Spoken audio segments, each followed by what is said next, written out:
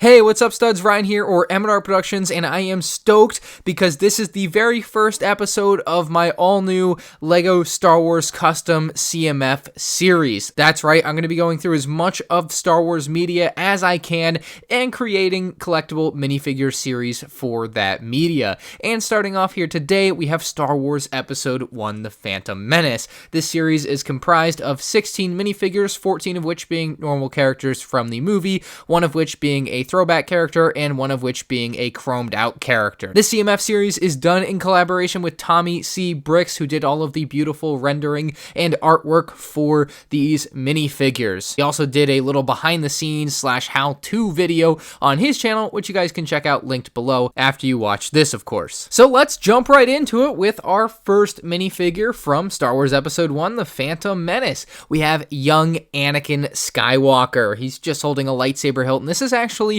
the Padawan version of Anakin Skywalker that we see kind of at the end of Episode 1. We thought it would be a little bit more interesting to go in and do something that LEGO hasn't really done versus the regular Episode 1 Anakin that LEGO has done to death at this point. Gave him a little cape thing around his legs, just a little bit of a different look, and of course he's got the Padawan braid hanging down over on his torso print, so pretty nice little character there. Next up, we have the very first edition of C-3PO here. Unfortunately, we could not get the print on the C-3PO head, but just imagine that it's there. The rest of the figure came together quite beautifully with a lot of the exposed wiring and of course the unfinished chrome or silver colored paneling that he's got for a lot of his body. It is quite a great look for an older style C-3PO. He has some foot printing, and this is something LEGO wouldn't do, but there is actually printing kind of on the top of the foot there and then into the regular part of the leg and up to the upper leg. No waist printing or anything, but we do have a beautiful torso print, like I said, and then of course even more exposed wiring and such on the arms there. I know Jar Jar gets a lot of hate, but I felt like a Star Wars Episode 1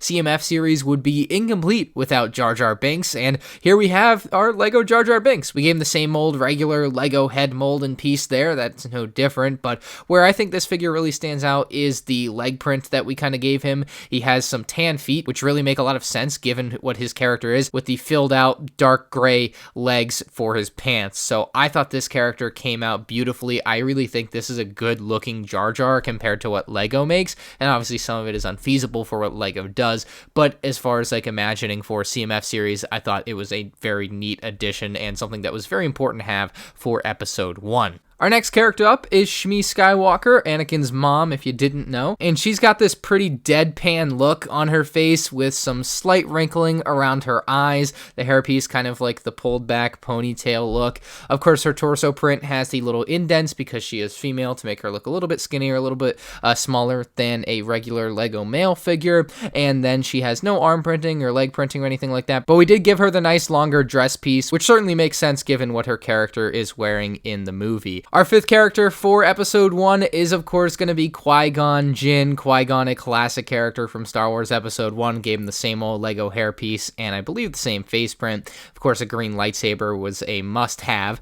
Dual molded legs, I think, were a really nice touch on this figure and something that if LEGO does another Qui-Gon in the future, I would love to see. And he's got some pretty standard Jedi robes, so it's a standard run-of-the-mill figure, but of course one that I feel like you have to have in Episode 1 for CMF. Our sixth figure is Rabe, who is one of Padme's handmaidens, and really her handmaidens all kind of look the same, so I suppose this could be any of them, but this specific character was a bit tough to do in LEGO, to be honest. My favorite part of what Tommy was able to do for it was the gradient on the torso, going from this darker orange to a bright yellow kind of on the torso there. Of course, she gets that same dress piece in what is kind of an unrealistic LEGO yellow color with gradient on it. The hood piece was given an extra little piece inside of it with the red there to kind of match what the actual character looks like in Star Wars Episode 1, although that's not like an official LEGO mold that they make. Tommy just kind of shoehorned it together to make it work, and you'll probably see a lot of that in both this CMF series and future CMF series on my channel. Now, another big character, of course, in Star Wars Episode 1 was R2-D2. He seems to find his way into everything,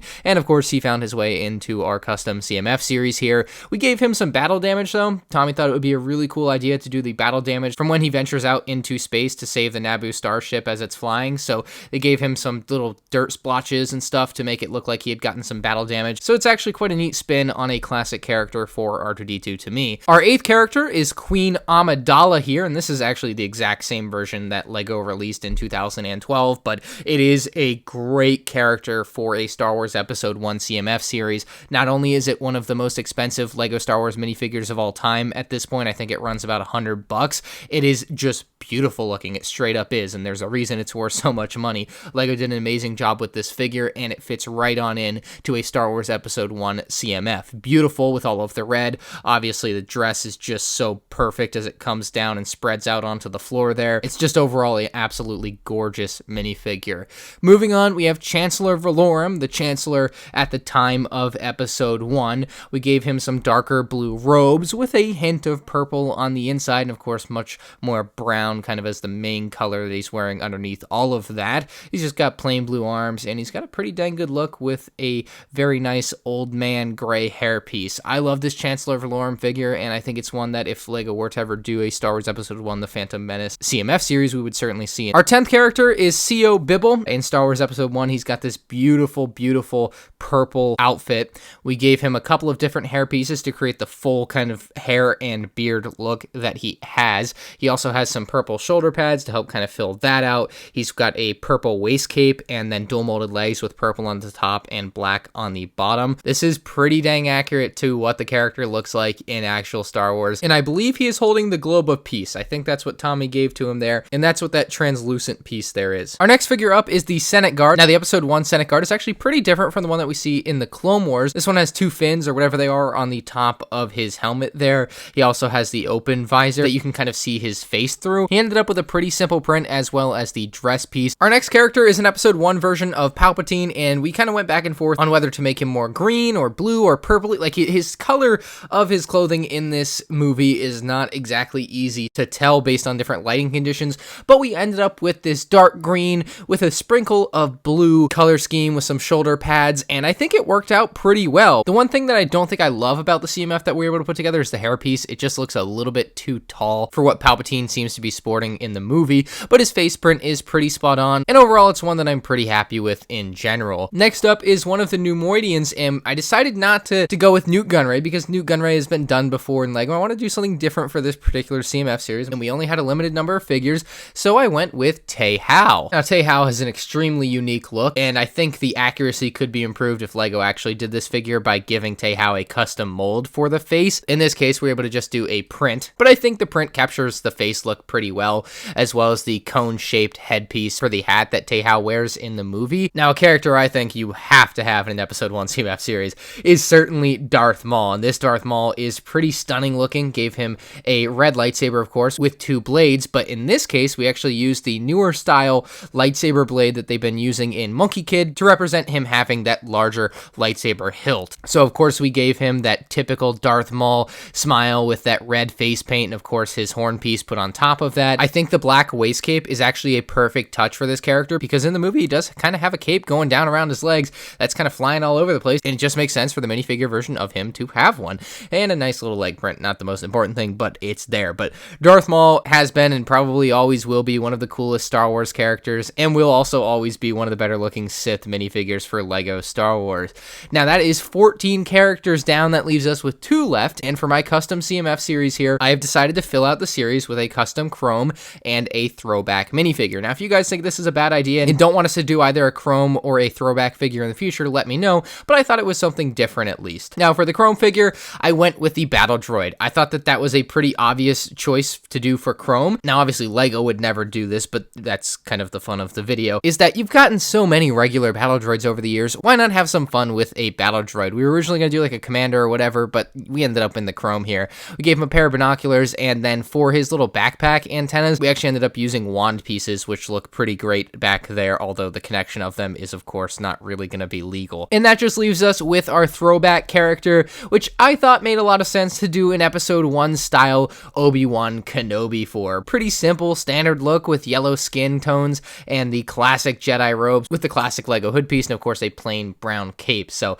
our throwback character with Obi-Wan Kenobi, it was one that kind of made sense to me and I thought turned out pretty cool for this particular CMF series. So there were actually a couple of minifigures that we unfortunately could not do do due to limitations with creating molds to render. So if anyone actually that watches these videos has the ability to create custom molds in OBJ format, like the Lego Boss Nass head and body piece, for example, please shoot me an email. I'd love to work with you to get some things done for future CMF series. So yeah, Boss Nass was certainly a figure I would have loved to have included in this series if we had the ability to make custom molds. Unfortunately, we just didn't have one for him specifically. And then also Wada was one that we did not have an existing mold for and were unfortunately unable to place into the CMF series. Also, please enjoy this early concept image of the C-3PO. Pretty crazy looking. So let me know down in the comments section below which of the 16 minifigures for Star Wars Episode 1's custom CMF series were your favorite. If you guys enjoyed this video and want to see more, certainly hit that like button.